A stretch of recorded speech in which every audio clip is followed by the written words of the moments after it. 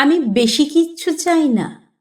আমি বড় বাড়ি চাই না, দামি জিনিস চাই না, অনেক টাকা চাই না। আমি শুধু একটা সুখের দিন চাই।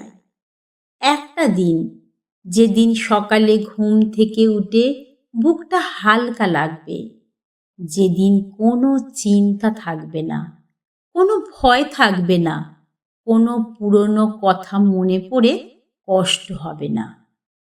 একটা দিন, যেদিন আমি মন খুলে হাসব, যেদিন কেউ আমাকে জিজ্ঞেস করবে না তোর কি হয়েছে, কারণ আমার চোখ দেখেই মানুষ বুঝবে আমি ভালো আছি।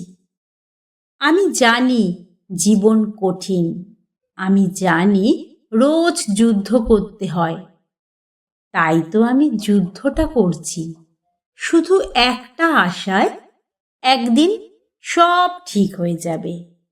হয়তো কাল না, হয়তো পরশুও না, কিন্তু কোনো একদিন।